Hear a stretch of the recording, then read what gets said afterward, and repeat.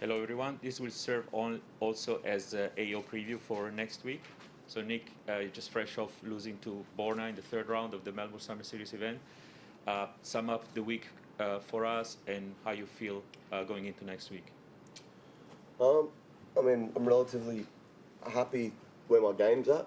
Obviously I wasn't expecting much this week. Just to be back out there was a positive. Obviously, someone like Borna who can't imagine took too many days off during anything, and looked extremely sharp today. The conditions were so tough for me personally. I was struggling to find any rhythm. I served bad, and he was just locked in. I don't expect anything less from him. He's a great player. That's why he's an unbelievable player. He brings that consistency every day. But I'm not sad. I'm not disappointed at all. I played 3 matches this week, which is exactly what I needed.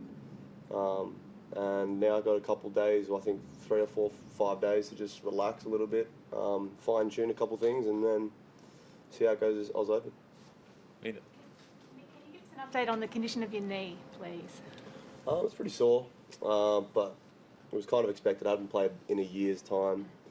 But yeah, I mean, judging from the 3 matches I played, I played the 3-set match early, then played doubles after that, then I played Harry, then I played Borna, and I'm happy with the load this week. That's all I wanted to get out of it. So, I was expecting my body to not feel great, to be honest. But, I'm not at all scared or anything that I won't play or anything like that. So I'm just going to just maintain my body now. Nick, are you where you want to be at going into the Australian Open? Go back a month or two. Are you feeling as well as you thought you would going into the Open? I actually feel, I feel good. Yeah, I know mentally for me it's more important than anything. If I'm positive and I'm motivated, and I'm sure I'll play some good tennis. Hopefully the crowds, are going to be all right. But yeah, I'm not thinking ahead at all. I got four days to just enjoy, and I'm not going to think about the Australian Open just yet. Greg. A few past players, Jim Courier being one of them, has made the point that you are the danger man. And obviously we don't know the draw yet.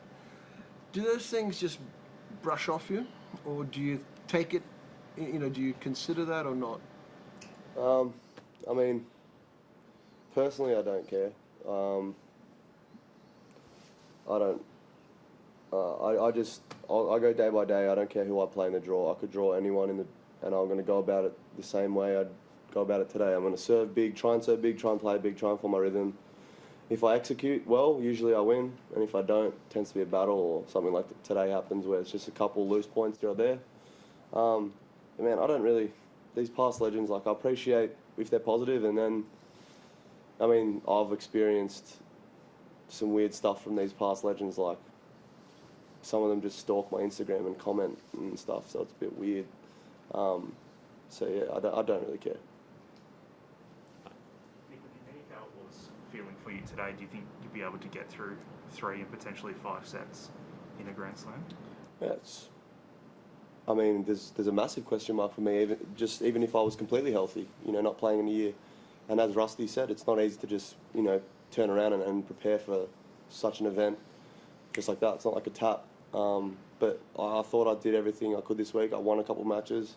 I had a lot of court time. I practice every day as well. So I think I'm ticking the boxes. I think I'm giving myself a chance, and I think everyone's got a bit of a question mark, on their sort of physical level. Anyone can kind of get injured here or there because no one's really played a best of 5 match in ages. Obviously the guys at the US Open, but yeah. Great.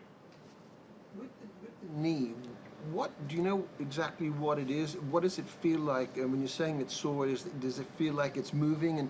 And also, when did it actually start being a bit of a problem?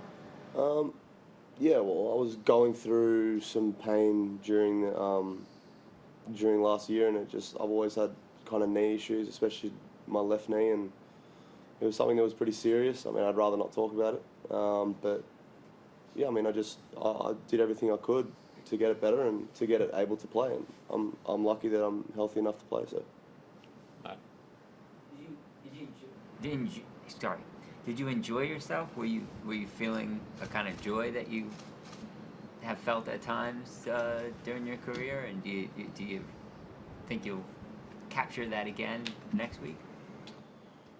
I've definitely got a different feel about it. That's for sure. It definitely feels a bit odd out there when I'm, playing. I'm playing Coric, who's probably, I don't even know what he's ranked. He's close to top 15, probably, I think. And I mean, I usually bring a crowd, and I look around, and there's like 30 people.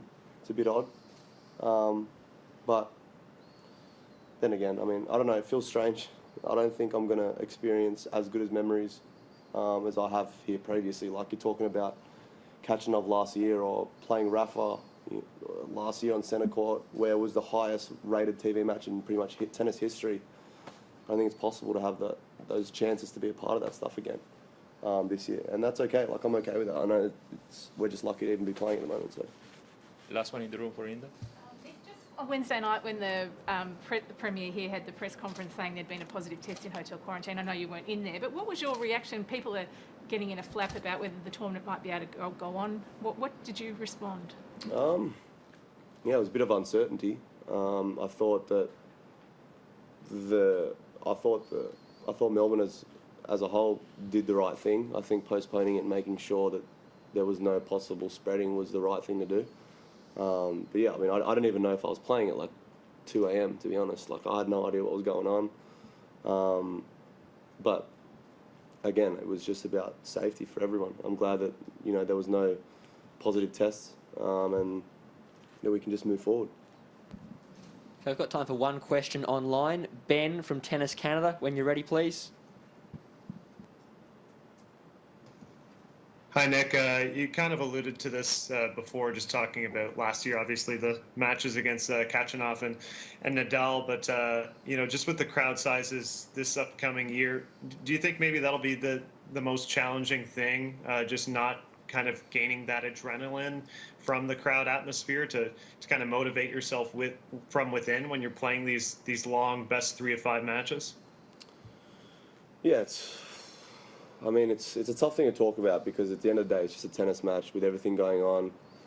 It really shouldn't matter, to be honest. But yeah, of course it's going to be tough. Like if I'm down 2 sets to love, and I've been down 2 sets to love here before, and I've come back and won because of if there was no crowd that day, I'm probably not going to win.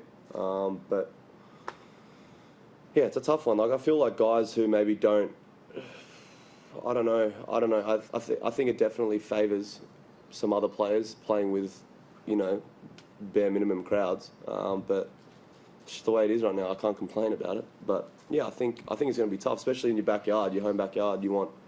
Last year when I played Kachanov or Nadal, as you said, like every single person in the stadium was going nuts. It was like a movement last year with the bushfires, with everything. It was a movement. I couldn't go outside really without. It was insane. And we're just going to have to put up with it this year, Nick, thanks for your time. That concludes our press conference. No worries.